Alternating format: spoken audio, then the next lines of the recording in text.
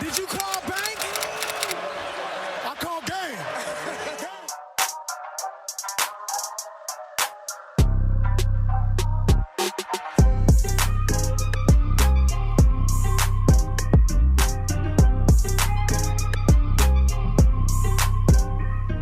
What's good, podcast world? What's good, YouTube? Back for another episode of Charge It to the Game Sports Podcast. The fellas all here today. What's good, fellas? What's up? Yeah, man. So we got a great show for you today. Today we're talking about the Jacksonville Jaguars, Urban Meyer and Tim Tebow. So we're going to be chatting about that. We're also going to be chatting about the NBA playoffs. We're going to break down, each and every series from the last time, and a lot of things have changed. Some teams, some surprise wins, some not so surprising wins, and then we're going to close with the bets. But before we get started, if you're on the YouTube page, make sure you hit the subscribe button, the like button, leave some comments, and then again, we're on all major platforms, whether that be Apple Podcasts, Spotify, so have you. So, fellas, on the NFL side, let's jump into it. I don't want to spend a ton of time on it, but I think we all know what's going on around the NFL. So with Tim Tebow being signed by his old head coach at Florida, Urban Meyer, who's now the head coach of the Jacksonville Jaguars, he's now bringing him in not as a quarterback, but as a 33-year-old tight end. To play for them, and he thinks he can add in some way, shape, or form some type of success to help them win. So how are you guys feeling about the whole Tim Tebow thing? Do you guys think he's going to add any value, or is this more of a butts and seats move like the way I see it? Because just, him being from, playing down there in Gainesville, Florida, and all of those things, what's your guys' opinion on that? Yeah, first off, ticket sales are up 50%. So that's one. Jacksonville has struggled selling tickets in normal times. That's why they moved some of their home games to London every year. And so ticket sales is a real thing with the Jaguars. So that solves that issue. The other part is it's basically the biggest favor and the biggest example of favoritism ever in the NFL between Urban Meyer and Tebow. Tebow created enhanced Urban Meyer's career. He owes him the national championships. He would have been at Ohio State without Tim Tebow. This is a thank you, basically, from Urban to Tim Tebow. Right. Mm-hmm. But I don't see it. I mean, even if as a third tight end, he's slow, he's average. How can he block? Incredibly slow. I mean, imagine the top D ends coming around the corner and him having to block. Especially like Tennessee Titans, they got Bud Dupree now. They, I mean, think about it. The Houston Texans, based on that defense, Atlanta. I mean, their schedule is tough, full of tough defensive ends. So on the double teams that Tim Tebow would have to do, they'll be joking because they dominate folks who do this for a living every day, who are in their 20s, exactly, who are ready to do that job. Now you stick a 33-year-old who's never been a tight end before. Ever. And that's my biggest thing. Because the thing is with Tim Tebow, what I don't like about it is the fact they gave him the opportunity to switch to tight end before he was done out of the league. He said, no, I'm a quarterback. He stuck to his guns.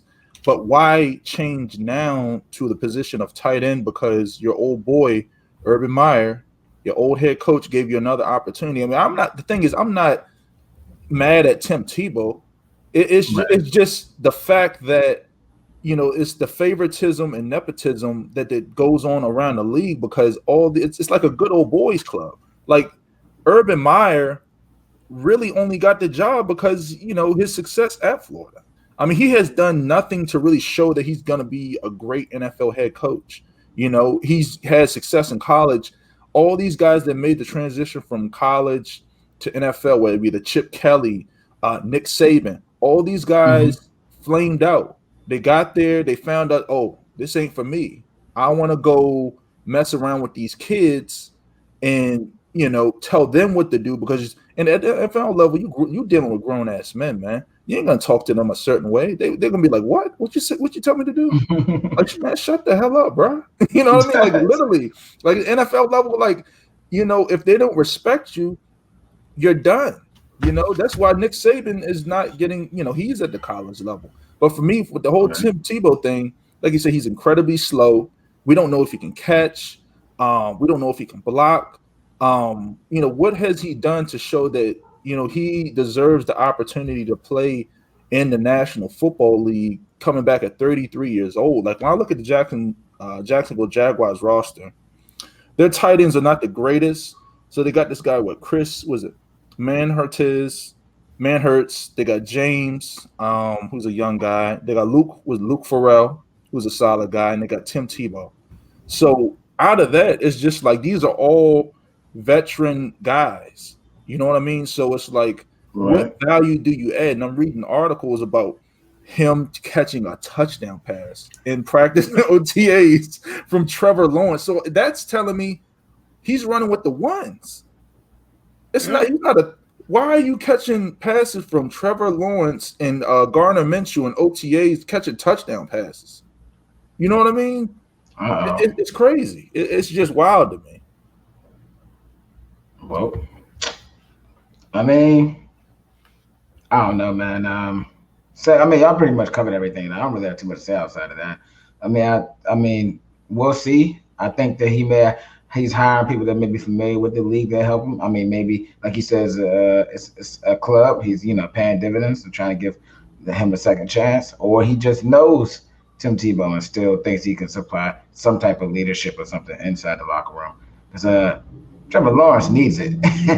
Anything. But by Tim Tebow? You think he needs to be mentored by Tim Tebow, a guy who's had no success in the NFL at all? Like, what has he done other than when he beat the Steelers on a slant play that was created by Demaryius Thomas? Yeah, Demaryius Thomas ran 80 yards, not Tebow. And Ike Taylor slipped on that play. It was horrible. Right. So, regardless, no matter. Ran 80 yards, don't matter. Tim Tebow. And how can they let Tebow parlay that into coming back 13 years later? And Kaepernick, who took a team to a Super Bowl, is held against him because they keep saying it's so long ago. He's not the same player he was 8 years ago. Yeah, my biggest thing is, I mean, like I said, Tim Tebow has no success, and then you blackball Kaepernick. People saying, "Oh, Kaepernick sucked." Kaepernick didn't suck, man. He had a down 1 or 2 years. It wasn't the greatest, but at the same time, his production dropped. I mean, the team around him wasn't great either. He led them to a Super Bowl.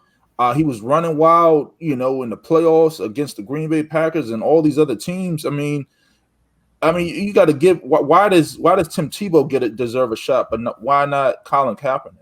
You know what I mean? Yeah, I mean it's the only thing. Why you say that?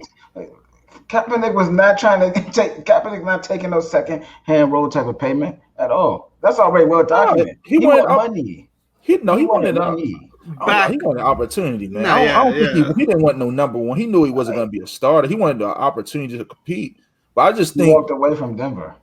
Yeah, he almost had a shot at Denver. But what was the situation with Denver? With Kaepernick? Literally came out as a money thing. He wanted to say, "I'm paying them." They was like, "No, we're not paying you that. We're not paying you that amount, especially for you to be." Well, honestly, he could have started in Denver, in my opinion. But at that current time, I guess they were. I don't know Kyle Orton was their quarterback. So they wanted him to be his backup. So he might have felt like he was better than him. And to me, I mean, where's Kyle Orton at? Like he was nice with Purdue.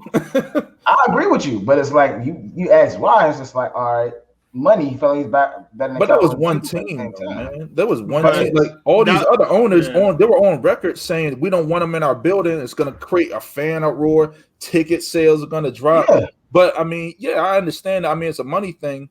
But what the thing with Tebow is like, bro, you're trash. Like, and then I see now, like he's been ticket sales went up. Bro, ticket sales went up. Hey, he has the number one selling jersey in the league. Not on it. in the league. So A third string tight end. look, Shad Khan is happy. His preseason games are sold out. Yeah. And Florida has unlimited seating. They would have been empty without Tim Tebow. I mean, I agree. It's sold out in a week. So the owner said, "Thank you." It's for the money thing. I mean, to me, it's money. It's got to be money because I mean, like I said, Tim Tebow adds no value, and then you see how people are like they think he's like the next coming of Jesus. Like, oh, Tim Tebow's 33. Jesus was 33 when he died. Like, people just be tying anything. Bro, I'm telling you, I've been seeing people's comments. People talking about, oh, Tim Tebow, he's just like Jesus. Like, what are you talking about, man? Bro, you know I'm not lying. You be seeing it too. The funniest meme is they said he was. So somebody put up a meme saying he's wearing number 85 to honor his old Florida teammate Aaron Hernandez, and people went crazy. They had the Aaron Hernandez Patriots jersey next to the Tebow jersey now. Like his good friend and old teammate Aaron Hernandez. That's why he's wearing that number. Ridiculous, man. Like, that's wow. My biggest thing before we get off the topic, and I think me and you were chatting before we hopped on. Like, this dude Urban Meyer doesn't know what the hell he's doing. He even went so far to bring in his old boy, the old strength coach, Chris Doyle, at Iowa. Yeah, and then he brings him on, and he wants to hire him. And this was in the heart of people calling him a racist. He was calling people the N-word. He was doing all XYZ, and then when he got the backlash for it, he was like, okay, well, we're gonna let him go. I know Chris Doyle to be a great guy. He didn't say it, but there's been numerous. He didn't vet him either. When they asked him, how did you vet him? He's like, I've known him for 30 years. That's enough vetting for me. That's good old boys club talk, man. That's what they do. You know what I mean? They do it at places of business and work. And that, like I said, when my biggest thing is people have been protesting for the whole George Floyd thing, but they also been protesting for this. I mean, the nepotism, the I know the guy, so he's a great guy, but he's actually a pervert. You know what I mean? Or he can't do the job.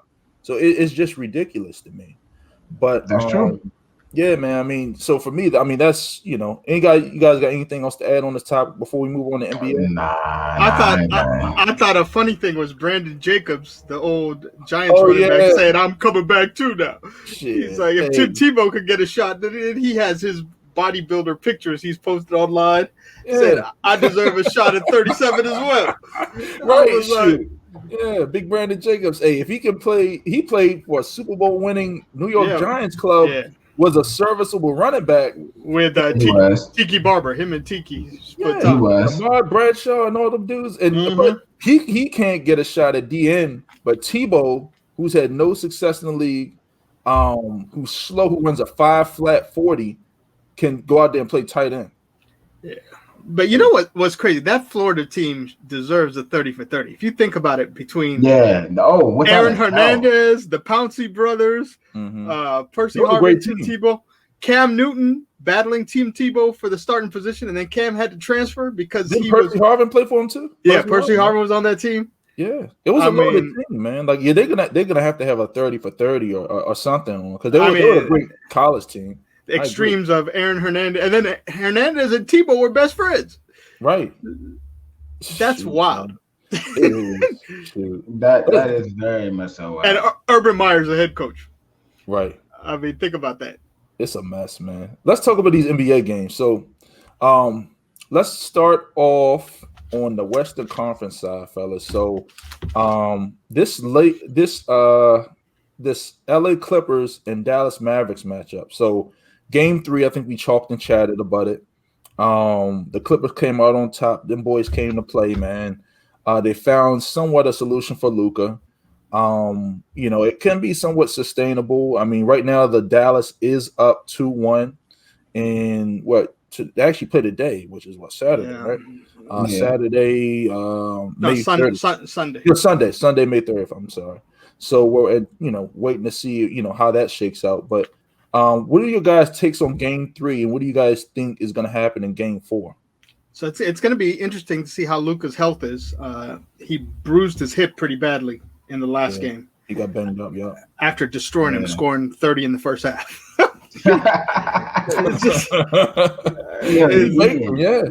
And so they started getting physical with him, and then I get it. That's what the Clippers do. Yeah. and they won. So now, I mean, it all comes down to Luka, because Luka is, with no Luka, Clippers win. If Luka is good, Clippers have no answer for him. I mean, whatever they throw at him, he can take control of. And so that's gonna be key. It's a game time decision. Game is not till 9:30 this evening. Luka's a game time decision. Yeah. Okay. So yeah, I mean, if according to him, he said, "I'm okay. There's no problem with me." But according to the reports, it says game time decision. Right. But his pregame interview this morning said, "No, I'm good to go. I got no problems." He said, I mean, claiming no injury, no nothing. But that's what you love about Luka. He's no excuses. He's like, I'm ready to go. He's trying to hide it. He's so for me, a baller. Yeah. I agree. I mean, he has to be though for that team. I mean, like I look at last game stats. So Luka had 44 points. Like he killed him. Yeah. I mean, like you said, he was banged up. He played 50. He hurt his hip and he hurt his shoulder. The good part is it's non-shooting shoulder, so he can still shoot. Right. So I mean, he played he played 38 minutes, 44 points. But the thing is with the Dallas Mavericks, and this is why I took the Clippers to win the series, is because they're supporting cast.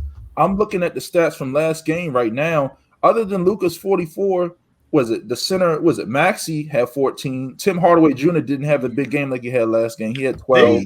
Jalen Bronson had 14. I mean, there was no other type of production. Like Kristaps Porzingis had a horrible game. He only had 9 points in 33 minutes. I mean, they were literally up 29-11, and Clippers came as soon as they took Luka out. Clippers went on a 19-2 run, and then they actually won the first half. They were up 2 at halftime. This is the craziest combination of runs. I mean, as soon as Luka was out of the game, Paul George took over. Right. Yeah. I mean, like I said, I mean, the thing is, the Clippers got two. They got one superstar in Kawhi Leonard, and they got one all-star in Paul George, and they came out and played like it. So for the Clippers, last game, once Luka left the game, once Luka, hey, I agree. I like how you pointed that out. So Kawhi had 36, which is nice. That's what he's supposed to do as a superstar, leader of the team. Paul George, PG, playoff P, had 29, and then you had Reggie Jackson, who gave him 16, and Nicholas Batum. I mean, he has to play better. He only had 8. He could do a lot better. But I mean, like I said, they came out on top. So I guess what's your guys' prediction for today's game, which is game 4, again in Dallas? Who do you think takes it? This is a must-win for Dallas. They better win this game. Right. Yeah, they don't have no other option. This is it for them. So you guys get Dallas winner? Yeah, and the key is they can't come up so high. I mean, come out so hype. If you look at that game, and then if you look at the way Brooklyn came out against Boston, they went up like 21-3, and then you can't keep that level of intensity and emotion for a full game. You're just going to calm down, come back to earth, and the other team is going to be steady and come back. The home team will come back, like in Boston's case, and then the Clippers on the other side. Yeah, it's a long game. Yeah, for me, I just think the Clippers. They come out and win, man. I think they found somewhat a solution to at least maybe not stop Luka, but to stop the other guys, stop the Tim Hardaway Jr., stop the Kristaps Porzingis. I think the Clippers win game 4 again on the road. I just can't see the Clippers losing a first-round matchup to the Mavericks. The Mavericks, I think they just need more pieces, and I think Kawhi and PG come out and have big games both. I just got the Clippers winning game 4 as I did in game 3. So for let's move on and talk about this next series. So this next series, we'll stay on the Western Conference side. This Portland-Denver series, man, they tied it up, man. So it's what 2-2, you know. So 2 games apiece. Portland got one game 4, and then Denver won game 3. So, hey, I mean, it's a tough matchup, man. It's, like I said, like I predicted, I just think it's going to go down to the wire. It might go 6-7 games. I just got Dame coming out on top. They played pretty well last game, meaning the Trailblazers. Dame didn't even have a great game. It was more of the other gentleman. I forgot his name. I'm forgetting his name. Well, CJ McCullough played pretty well. It was Nurkic finally stepped up to the plate and gave him, I think, 20. No foul trouble for the first time. He wasn't picking up stupid fouls 30 seconds into the game. Right. Yeah. So Norman Powell, that's the guy. Norman Powell Yeah, was he the had, what, star 20 of the game for Portland. 29 points. 29 points. You know, if you're getting 29 points from Norman Powell, okay. Jerome Powell was always a bucket. And though. He was a piece. Yeah, they but 29 somehow is a held lot. they held Jokic to only 16. I mean, Right. Yeah. Yeah, that was That's the crazy. key. and that's Michael by Porter Jr. only had 3. that's That's by crazy, too. playing Cantor less, because he was destroying every time Cantor comes to the game. Jokic turns into Mr. Superstar, Akeem Olajuwon. I mean, he sees, as soon as he sees Cantor take off the warm-ups, he's like, "Oh yeah, kid, Yes, bring sir. him on." Yeah, I mean, the biggest thing for me, like I said, Denver, those guys, man, they got us out. They did not play up to snuff. I mean, Michael Porter Jr. played 22 minutes, had 3 points. Aaron Gordon, 18 minutes, 6 points. They went there to get home court back. Once they did that, they're like, "Let's go back to Denver." Yeah, they had nobody. They had one. How many people did they have in double digits? I'm looking at the stats right now. They only had 3 double-digit scores, and I mean, it was Jokic. What is it? Was it Campenzo, the guard, and JaMychal Green, and Monte Morris? You know what I mean? Aaron Gordon and Michael Porter Jr. gave them literally nothing. And then, you know, like I said, I mean, Dame didn't have a great game, but if you look on that side, Norman Powell gave him 29, Nurkic 17, CJ McCullough 21, Dame had 10, Melo contributed with 12. So, I mean, like I said, I just think Portland. I got Portland to win the series. Like I said, I don't know about next game, but like I think it's going down to the wire. Yeah, Yeah, I can see that's gonna go down to the wire for sure. But still, who you have edging out? Winning the series or game 5? Series. Oh, I still got Dame. I still got the Clippers. I mean, not the Clippers, the Trailblazers. Yeah. See, the hard part with Portland, though, if Nurkic gets into foul trouble, it's over. They have no shot. They'll lose by 20 because their backup, when Cantor comes in, he's horrible. He's slow. And then he's horrible. And then they try to last game he was in for 5 minutes.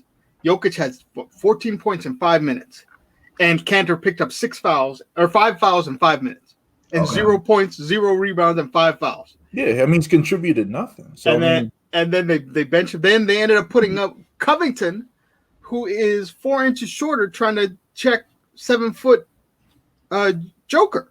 Yeah. And that's not happening either. Yeah. So the key for Portland is Nurkic cannot get in foul trouble. And he should be upset. He was the guy that Denver dumped. Denver had him and Joker together. They dumped him because they knew they could see as rookies Joker was going to be the star and Nurkic is going to be the backup. So they sent him to Portland. Right. And so you think he would have some sort of animosity or something. Yeah, get ready to play.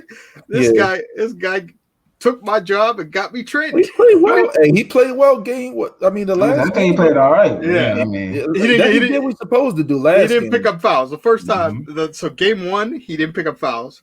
Game 2 he fouled out. Game 3 he fouled out. Game 4 he didn't pick up fouls. So if he doesn't pick up fouls, if he doesn't pick up fouls, and like he gave him on top of that, he didn't pick up fouls. He gave him 17 points, and he held the Joker to 16. So in that place, he beat him. He served his purpose. Yeah. So for me, like I said, the next game, which will be in a few nights, I mean, I'm taking Portland, like I said, to win the series. I don't know about that next game, but I got Portland winning the series. So let's move on to this next Western Conference matchup. So they actually played today, Phoenix and the Lakers. So fellas, so we saw the outcome of game 3.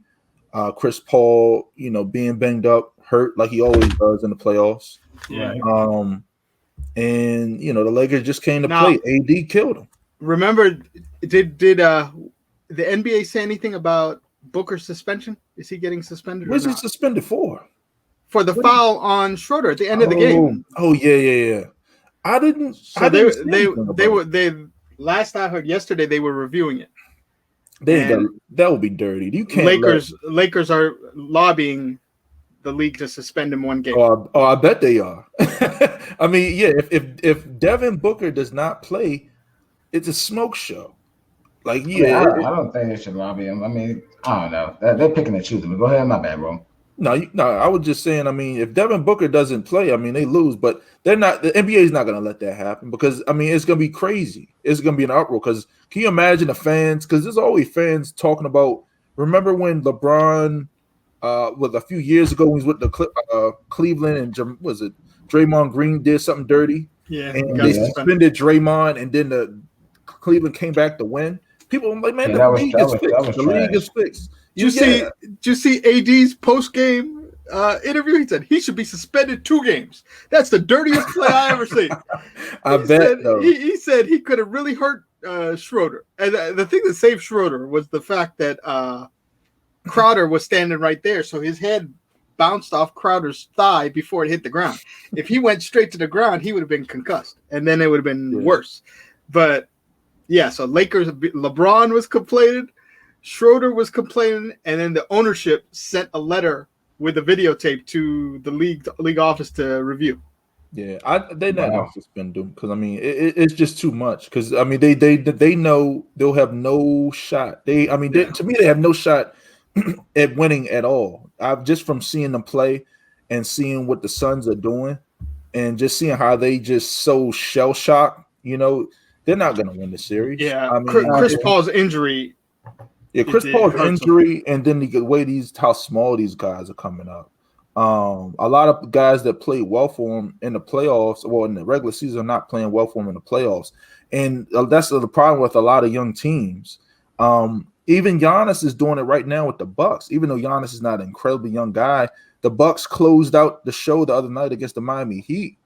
But at the same time, Giannis is out there. You know, they shutting down the lane on him. He's scoring under 20 points, you know, in the series, I think, or around that. Yeah. So, I mean, the playoffs is a different game. You cannot, you know, it really shows who you really are as a player, as a superstar. Like, are you really a superstar or are you not?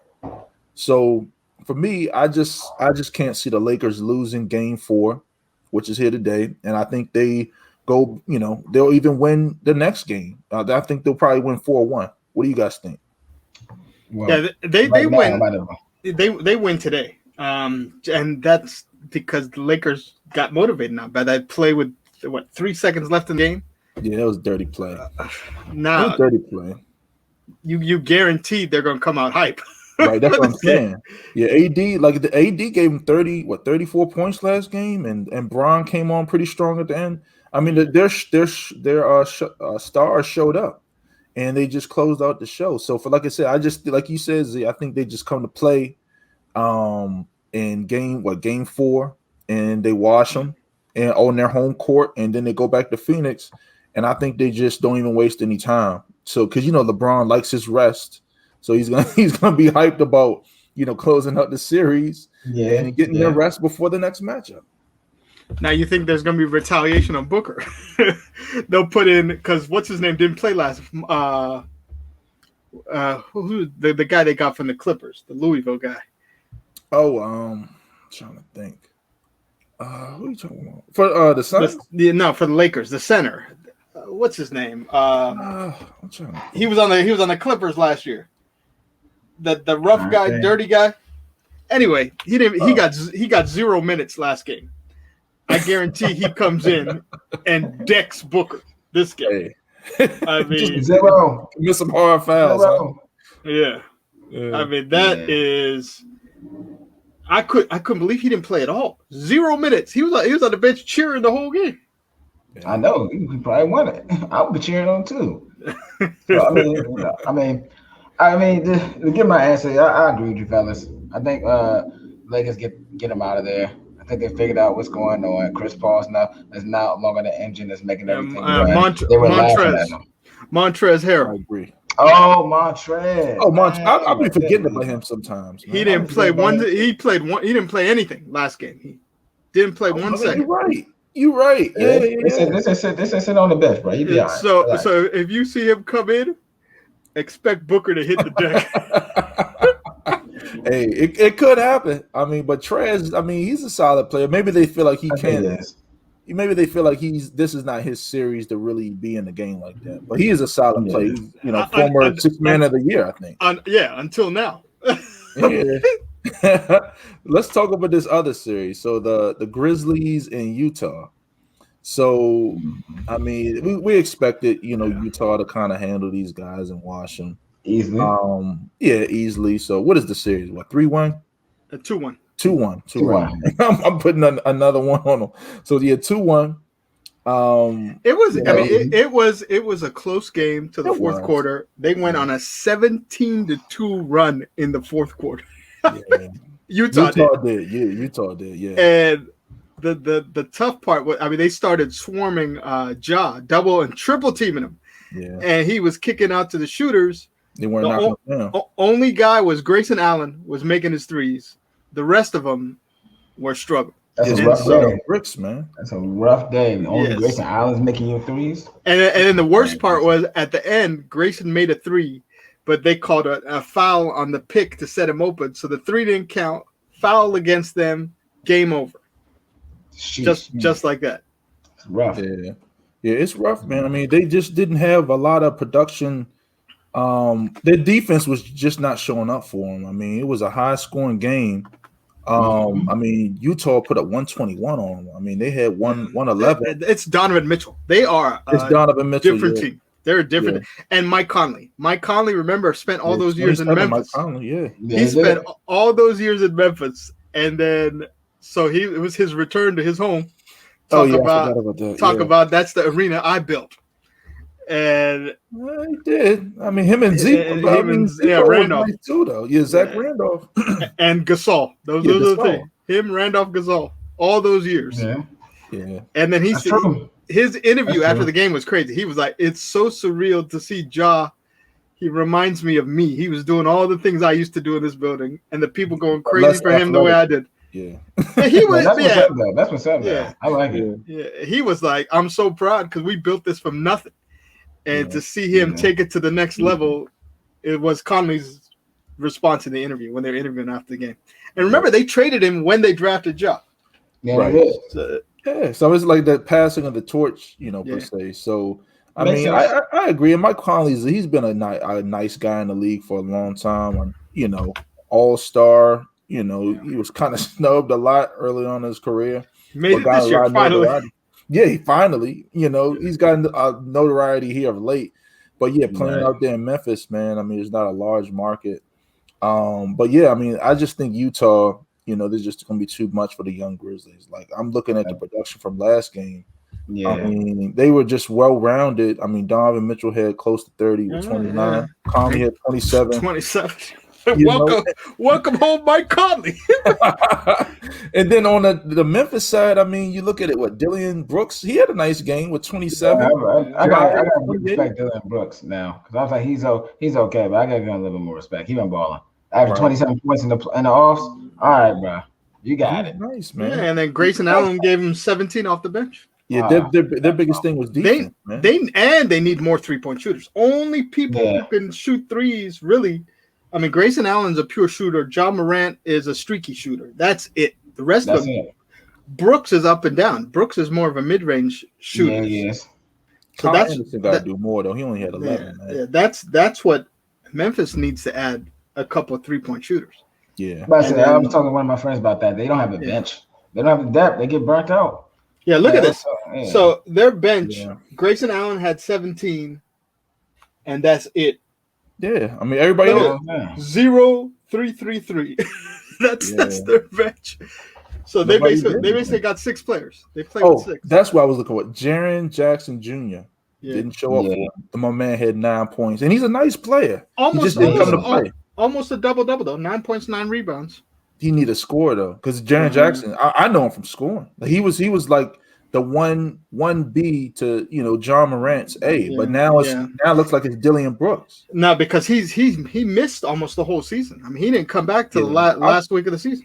Right, I agree. I mean, I'll show him some respect there, but I mean, for the Grizzlies to really win it, they need him to really show up. Yeah, because Valanciunas gave him the double-double he always gives him.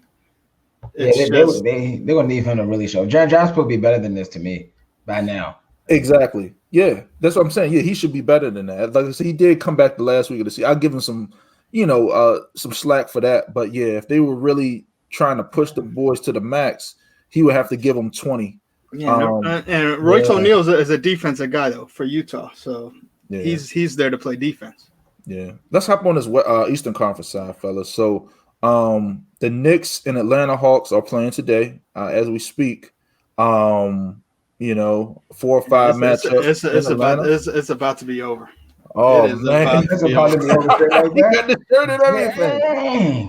It's about to be over. over. About to be over. Oh, right. ATL, stand up.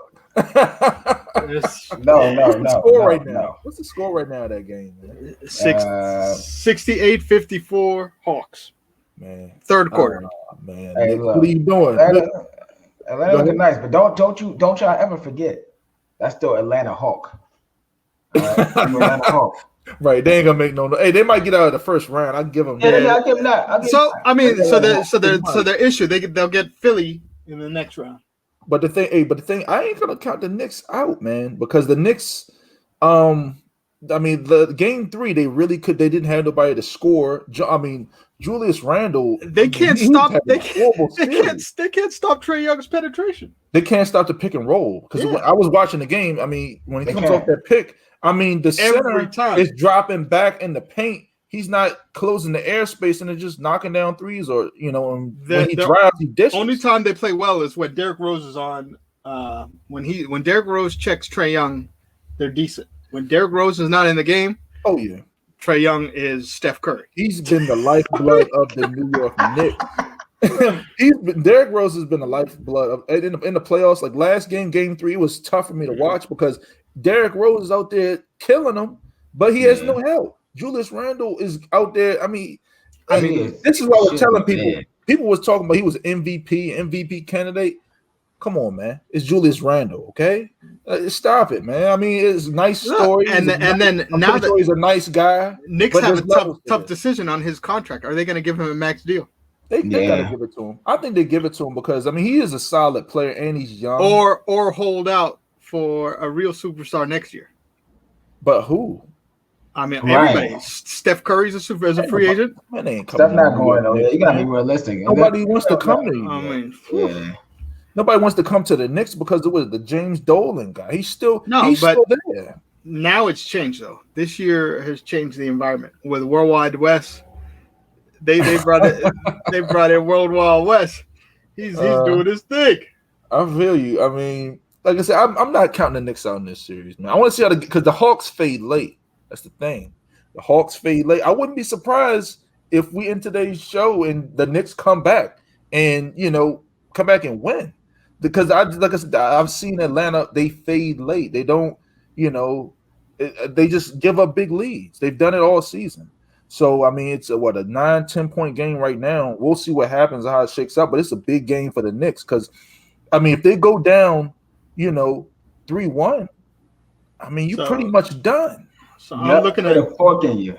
Yeah, stick a so fork. the list of free agents this year. So Chris Paul leads it as the top available free agent. Yes, we signed Julius. Kawhi Leonard, free agent. He ain't going to LA. He wants to be in LA. He could have stayed in Toronto and won another ring to me because that was a nice team. And then the next is DeMar DeRozan. Yeah, he's not really at this point in career. He's not really that great. So DeMar DeRozan, Victor Oladipo coming off an injury. That's what killed him. It's nobody, man. See, like I said, the Knicks, and then the Knicks are coming back. Yeah, Kyle Lowry and Otto Porter. Those are the top free agents. Keep Julius Randle. Okay, he's a big body. Yeah. Build around him. Like he's a nice guy. Get a nice combo guard to add with him. And so, you got RJ Barrett. That's not a bad, bruh. RJ Barrett, my man can't shoot for nothing. I was waiting to jump on. Like he had so many wide open. He's nice though. He's a much improved. Yeah, he plays. He's two-way though, man. He's two-way. He plays defense very, very well. and he scores. Now sometimes he has little stints where he shoots the 5 for 12, 6 for 38. He's young though. Yeah, so after the top 10, there's a huge fall off in free agents. So it's basically the top, because after top 10, you're looking at people like Dennis Schroeder or JJ Redick or Howell Neto. I mean, it just the drop off is crazy. So after you get by, I'll even so Schroeder's number 10. So your top 10 are Chris Paul, Kawhi, DeMar DeRozan, Otto Porter, Victor Oladipo. These ain't no superstars. Yeah. These are all like third and fourth options. So it's no point. Kelly Oubre Jr., JJ Redick, and Howell Neto. Nobody, man. So what do you guys think? So I think I was the only person. I think Jay, you changed your pick to the Hawks, right? I'm still sticking with the Hawks. Okay, so you had obviously Z, you started the Hawks. So I think I'm the only Knicks guy who thinks they're gonna win the series. That's that family ties New York and you. You guys let it go, brother. That's okay. Hey, I think the Knicks are a better team. I just think they can't score. So I'll still rock with the Knicks. I'll be the lone wolf in this one. That's the better team. Knicks, I don't think they're the better team. See, Knicks' problem is offense. I mean, the Hawks. That's offensively, they cannot score. They have trouble scoring. The move the Hawks did was getting Nate McMillan to take over the team as coach. Ever since he took over, and I still can't believe they didn't give him the job. He's still the interim coach. They still didn't give him the full-time job. We'll see. He'll probably get it. They were in 8th place when he took over, and they ended up as the 4 seed. Yeah. Let's talk about this Miami and the Heat match. I ain't gonna spend long on this, fellas. Like I said, we saw what gonna happen. Domination. Miami Heat and the Bucks. You just cooked your boy Jimmy last game. Hey, I think I shared it in the group. My man Bryn Forbes comes off the bench and outscored Jimmy Butler in the sixth in the series. Did you see the? Did you see points to Jimmy Butler? Did you see the bench, Bryn Forbes? The Bucks Twitter with the big symbol saying "This ain't the bubble." Hey, I like that. Hey, I tell you. Hey, if anybody that's listening, that listened to this show before we hop on, the NBA playoff stuff. I told you. I said what? The Bucks are hungry. They want to prove a statement, and they want to wash these boys, and they embarrassed them. Jimmy Butler ain't nobody, man. Official Bucks Twitter with a big symbol saying "Bucks win." Heat, this ain't the bubble. Yeah, man. I mean, damn. Yeah. I mean, like I said, the Bucks. And the thing is, Giannis didn't even really have a great series. No. He didn't. He was been averaging, in the low 20s, maybe even under 20 points this series. Chris Middleton had. It's been by committee. Like certain guys go off. Like they had Brook Lopez doing work to him. They had. I want to see Bucks. I really wanted to see the Bucks play Philly, because that would be a matchup. I wanted to see that, yeah. But that's not going to happen. So it's going to be Philly and Atlanta and Bucks and Brooklyn. Mm-hmm. So I'm obviously taking Brooklyn when it happens. Mm-hmm. But yeah, the Bucks move on. Like I said, they sweep the boys, with a big ass broom, and they move on. Yeah. So Philly about to do the same thing. Get them out the way. Get them out the way. Philly about to knock out Washington, and they're about to move on. I forgot Washington was. Let's talk about that. Let's talk about that. Hey, let's talk about that series. Like I said, I didn't want to spend long on the last one. So Z, man, I'm gonna let you have the floor for a minute, okay? And then I'm gonna get into my guy Embiid, okay? All right, you saw the game, my man out here flexing on, dunking on people. You know what I mean? Hey, can you hear me? You know what I mean? Hey, it was more Sixers fans than Wizards fans. What's going on, man? That's normal. Sixers starting 5 is legit. They're starting 5, and then Tebow off the bench playing defense is really good. They literally shot 60% from 3 in the first. Is it surprising though? The Wizards defense. I told you. If you listen to all my shows, fellas, I said the Wizards defense sucks. Scott Brooks sucks. He can't coach. He can't coach. First 5 possessions, adjustments. They hit 5. First 5 possessions, they hit 5 threes. We're up 15-2, just in 30 seconds. It seemed like it's like wow. Yeah. And it was a different guy every time. Embiid hit one. Not Simmons. Steph, Curry. yeah, Curry not hit Steph. one, Yeah. and then what is it? Tobias Harris hit one. I was like, what the heck? Danny Green hit one. Oh, Danny Green was hot. Like I he saw was. that. I saw that. And Yeah, then the fifth one is Embiid just jogging down at the top of the key. Kick it out. and then he hit one. I was like, oh man, this is. And then for the first time, Scott Brooks took out Len 1 minute into the game. It's something everybody sees is Alex Len could not play defense, but he kept waiting. So his explanation for that is he likes Gafford because he feels Gafford brings emotional energy off the bench. Oh, Gafford's nice. He should have been. He should be starting. Who cares about emotional energy off the bench? We need emotional energy off the tip. Who said that? Scott Brooks? Yeah, Scott Brooks says, I bring in Gafford off the bench because I love his emotional energy coming off the bench. Right, and if I was a reporter there, but don't you think we could use some emotional energy off the tip? I mean, you're like, you know what? I think you're right. Hey, do you want to be on my coaching staff? Like, that's a great idea. Right. That's a great idea. He's a stupid guy. He just needs to be fired, man. He's wasting years away from young Bradley Beal's career, man. That's the glass. My man's time. Here's the issue. That's the glass half full of this. So if they get swept, his contract ends this year. Yeah, so he won't be renewed. So he won't be renewed. The issue with the Wizards, Scott Brooks is Westbrook's guy. Man, Westbrook can go too. He ain't doing much of anything either. They're stuck with him for 3 years. I mean, the thing is, they need a second option. Bradley Beal's a one. I give him that. He's a superstar. Yeah. They need a second. Westbrook at this point, he's a third option. He's a good facilitator. They need shooters. I mean, they need. Yeah, they do. Because the greatest thing Doc Rivers did was add his son-in-law Seth Curry. And he did that right off the bat because he's a shooter, man. Last year's Sixers team didn't have the shooters. Yeah. And now you really can't double off of because everybody would back off Simmons and then double Embiid. So crowd the inside on Embiid, back off Simmons to let him hit or let him shoot. And they would kick it off to Richardson, who would shoot bricks all the time. Right. They got him out of there. Replaced him with Curry. Now it's a different team. Yeah, so I'll say this about the 76ers, their defense is nice, man. And they haven't really been playing great defensively against the Wizards. But like I said, they got so many threats. No, they have. I mean, Wizards not greatly though. But I mean, they've been before playing before the Sixers series, Wizards were averaging 126 a game. Against the Sixers, they're averaging 104. But I mean, those were against bad teams. But I mean, against the Sixers got the number. They got a top 5 defense in the league. I mean, that's a huge. 126 to 104.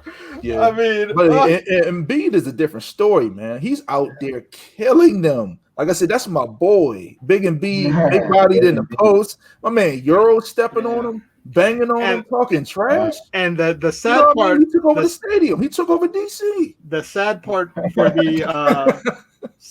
the Wizards. So the Sixers defense is double Beal and let everybody else get their open shots. They can't do that, man. And they keep missing. Neto can't make a shot. Bertans can't make a shot. Westbrook can't make a shot. So every time Beal gets the ball, they crash him, triple team him. He kicks it out to Neto, brick. He kicks it out to Westbrook, brick. He kicks it out to Bertans, who's supposed to be the shooter, brick. They paid him a ton of money too. They didn't pay him they paid him a lot of money. 5 years, 80 million. 80 million. 5 years, 80 million for a bum dude. 100% guaranteed. 80 million. Hey, I'll put it this way: they got their European guy. You know he loves. You know how they do with the European dude. That's just all they get. They get them. They just keep getting the wrong ones. It's just the crazy thing was last year he led the league in 3-point shooting, and this year I still think he had COVID at the beginning of the year where he missed. He missed 7 games with COVID, and he was out. He was out 17 days. He came back and it was like he couldn't shoot, and I kept thinking I would give him the excuse. Maybe he's out of shape. Maybe he lost weight. Maybe he didn't get the time to practice when he had his COVID, and when he got over COVID and came back, losing 3 weeks of not practicing, He just needs to run, get himself back into shape, and then we'll get back to the 50% shooting. No, It don't matter, man. I know The Wizards team, like I said, the Wizards suck, man. I know you think later. I'm being funny. The Wizards suck. 2 months later, look, 2 months later, he's still not in shape. He's getting beat on defense, and he's not hitting his threes. I thought maybe it'd take him 2 weeks to get his wind back, get normal. But you could tell the hard part is on defense, he's not moving. I mean, so he's like slow, man. He's a liability on defense. He has slow feet. Like he's one of this. I mean, he's incredible. He's slow, but this year is different. He was slow last year. This year, he took it to a whole new level. I don't know if I got paid, so I'm not trying no more, or maybe he was a little shifty. Maybe the last year versus how quick he was, or slow. Because I mean, you could be slow as dog shit, but you can be shifty. He missed 3 weeks of practice when he had COVID. So he was out for 3 weeks. He came back and it was like he can't move. It was like, and then that's the natural thing. It was like, yeah, he gained some weight, and he was. It's different between basketball shape and he wasn't that great anyway, though, man. He was okay. He was a solid guy. He's horrible now. He was average. He went from average to horrible. Were they really going to beat the 76ers anyway? The 76ers nowhere near. That was a worse matchup for them. I mean, honestly, it was horrible. Because when you look at the season, Brooklyn was a decent matchup for them. Milwaukee was a decent matchup for them too. They would have walked all them teams. Like I said, you saw it in the playoffs. But if you look at past history of the regular season, 3-1 versus Brooklyn, 3-1 versus Milwaukee. So you telling me they would have beat the Bucks or the Nets Russ is hurt. I mean, that's their problem. Russ is hurt. He's not the same Russ because they're healthy. Russ, you still think they will win? Because I still think no. They still get walked. Like I said, the playoffs. They would have a chance because they've done it before. They would have some confidence. I mean, you're going to the playoffs, man. You're going against a Philly team that beat you 3 times in the season, and so that was what you're saying. And Embiid destroyed them.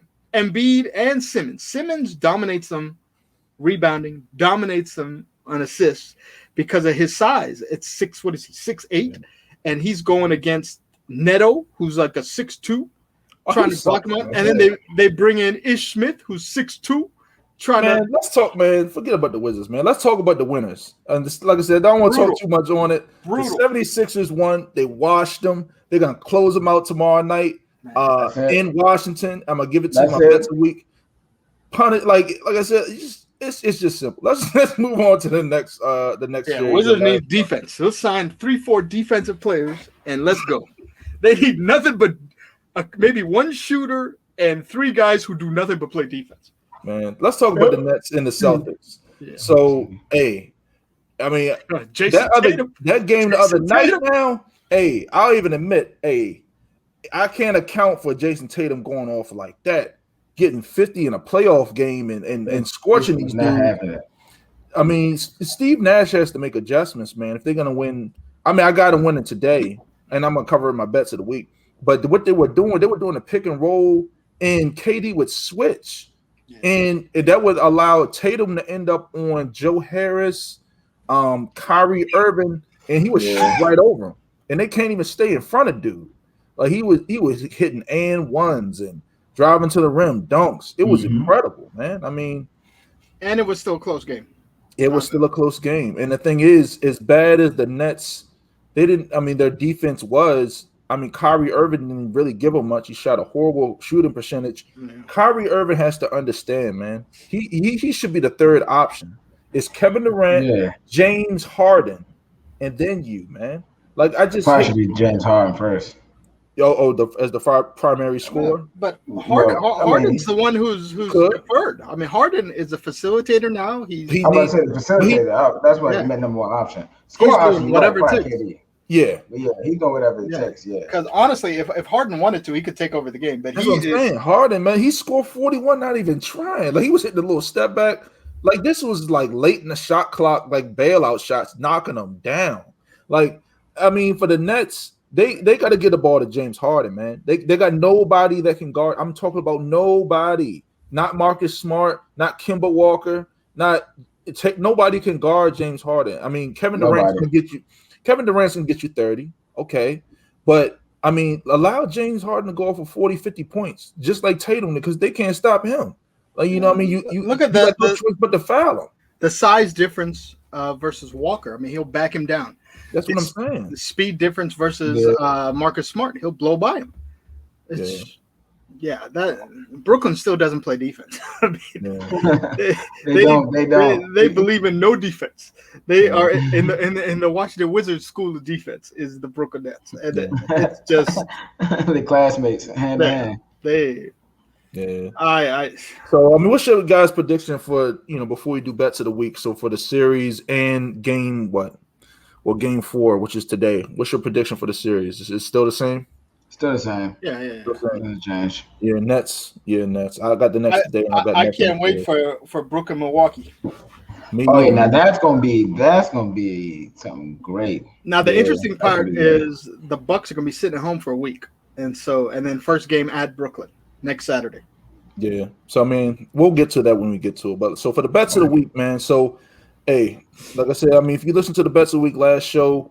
We gave you guys some great ones. I mean, I know I did. So I think I gave you the Nets was my only loss. I said the Clippers, which was an uncharacteristic pick. People were talking about the Clippers suck. They down 0-2. Luka killing them. I said, listen to the last episode. I said, take the Clippers money line. They won, and they even covered the spread. So the Clippers won. I gave you also the Bucks, and I gave you the 76ers. And they all won. So I mean, that's 4-1 for me. I mean, like I said, you just gotta use common sense. So for me, I mean, for the bets of the week for this week, so I'm covering bets from today, tomorrow, which is Monday, all the way up until Thursday. So I'm looking. So on Monday night, the 31st, the 76ers should close out the show. I mean, if you can, and it's in Washington. I mean, I like that. Right now it's 7.5. That's I'm talking about money line. I'm taking 76ers money line.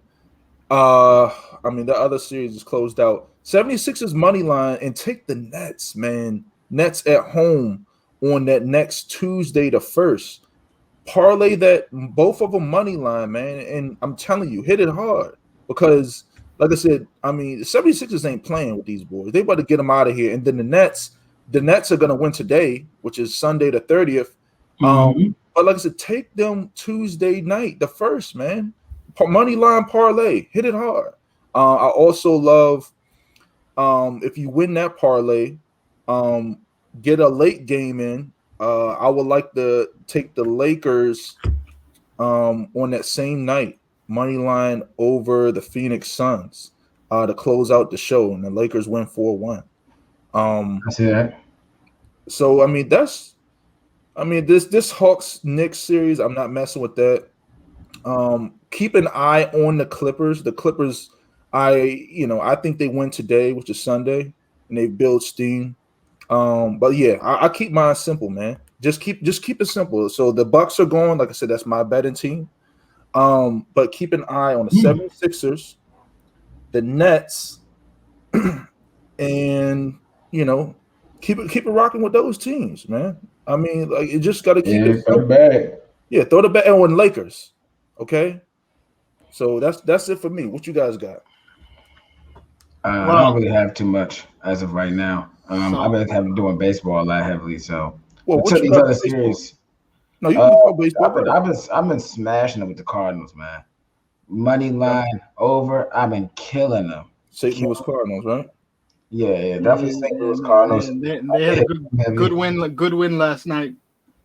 Yep. See, exactly. What else team that I've been hitting hard pretty well? I've been hitting the hockey pretty hard. Tampa Bay Lightning to Vegas, Vegas baby. Vegas. Golden Knights been killing them too. So I kind of been keeping it very small. NBA has been a little weird. I did hit a parlay last week of Lakers winning, Clippers over 220, and Utah Jazz winning. That was a pretty good payout. So yeah, I've been keeping it light for the most part. What you guys do? So from my perspective, yeah, reluctantly, like I was reluctantly last week, going against my Wizards. Hey, if you guys listen to Z and took the damn Wizards, I feel sorry. No, for you, I did say to bet Philly -5. Yeah, If you recall, I give did you say, credit. Yeah, Right. even though my heart will always be with the Wizards. Yeah, that -5 is where the smart money was, and it was an easy win. Yeah. I love the Hawks at home. So now they're up what? They're up 18 right now over New York. They'll be going back to New York. That's a tough game. So I would stay away from that game at New York. Yeah. Hawks at home will win it. So they'll close out the series at home. So definitely betting wise, I take the Sixers over the Wizards. It's 7.5 now. I'll take the 7.5. The 5 was good. 7.5 is good. Wizards defense is not going to get any better. And I know it hurts you to say that too. It's depressing. But a nice way to a safe bet for me is just bet the over, and that way I don't have to bet against the Wizards. I'll just bet the over, and the game will go over, and then we'll do that. Let's go. The other game, I like the Jazz over the Grizzlies again. They're a totally different team with Donovan Mitchell, and Grizzlies don't have enough consistent 3-point shooting to keep up. And so definitely I would ride with that. I'm with you on the Nets at home. Nets at home is a strong play. And Lakers are going to end the Suns. Lakers are going to move on and end the Suns. So, but my favorite, probably my favorite bet of the week would be definitely Sixers over Wizards Monday night. It's over. That's tough. Dang, bro, I feel it. It's over. I mean, Wizards fan filled out 60% arena on Saturday. I might have to show my face in the building, man. On Monday, I might have to go. Yeah, on Monday there'll be 10% of the building. It's Memorial Day. It's a holiday. It's only a 2-hour ride from Philly to DC. Man, they took over the stadium. They were chanting MVP. Yeah, MVP. Oh my god! And then hopefully they keep it at 50% capacity. That's the Wizards are the only team that had 50% capacity. Now I don't want 100% capacity next game. Let's keep it'll be all Sixers fans there. It'll be like all Sixers fans. But like you said, a hop and a skip down there, DC. Yeah, look at this. So Knicks are down 20, and they're trying to do dirty plays, foul hard now. Yeah, let's wrap up, man. Try to set the tone for next game, I guess. Yeah. Let's wrap up the show. So, hey, thanks for everybody for tuning in. Be sure to subscribe on all major platforms: Apple Podcasts, Spotify, YouTube, like button. Leave comments, subscribe. We'll see you next show. Peace.